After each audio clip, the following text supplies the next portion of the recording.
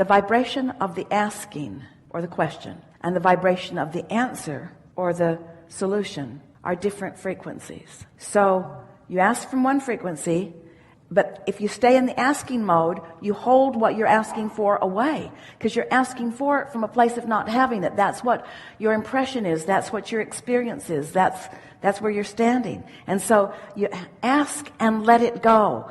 Ask and consider it having been asked. And then chill out. Because you only have to, this is hard for humans to hear. You don't have to keep asking. We heard you. That's where I keep. We heard you. We lined up everything possible for you. And when you keep asking, you just keep holding yourself apart from the answer or the solution that you're reaching for. So can I walk away from it emotionally for a little bit and do something else? I'm afraid, I know you just said it, but I'm afraid to let go of it because then it won't stay in momentum. I'm afraid if I stop the concentration then you on missed it. this part. Yeah. That you ask, it's in this vibrational reality and source is tending to it. And it will remain there until you allow it in. And for most people, it remains there long after you never allow it in. It remains there for you. It remains there for you. People say, I fear that, and fear is that emotion of resistance. I fear that I will get to the dock and my ship will have already sailed and I will have missed it. And we say there's another and another and another and another and another and another. There's a never-ending stream of ideas that will flow to you, just waiting for one to hit you at the right moment, which means at the right vibrational, emotional place. It's not going anywhere. So if I let it go and relax and let it happen, it's still going to happen. I don't have to. Only if you relax and let it go will it happen, not if. Only. Because you can't stand in worry about something and let it in. Every subject is two subjects, wanted and absence of it. And you can tell by the way you feel which end of the stick your vibration is about right now. So you used words like fear or worry. Fear or worry means you're on the end of the stick where you're holding it off. And it's sort of a perpetual cycle because you fear it won't come, and then it doesn't come, and then you fear it'll keep not coming, and then it keeps not coming, and then you fear. But you don't have to stand still and do nothing. Get preoccupied with what is working. Tell that story over and over and over and over again, you see. Because you cannot appreciate and worry at the same time. You can't love and worry at the same time. You can't positively anticipate and negatively anticipate at the same time. It's one or the other. So we're not asking you to just withdraw and crawl under a rock, although in many cases it would be helpful. The way it works is contrast causes you to clarify and ask for something that you're not living. So there is this gap between what you want and where you are that you have to deal with by chilling out. So as you chill out and think about what it will be like rather than like what it is, and anticipate rather than worry, you close that vibrational gap, and now there's no gap between what you're asking for and what you're doing vibrationally, and now that means your point of attraction is right in keeping with your vortex, and it flows right into your experience.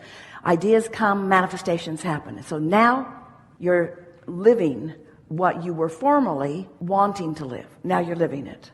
But along with the receiving of that full-blown manifestation, you also received a new set of contrasting experiences that cause you to launch another desire that you're not a match to. There's a gap between what you've just asked for and what you currently perceive. So you've got some work to do, some imagining, some chilling, some not fussing, some chilling.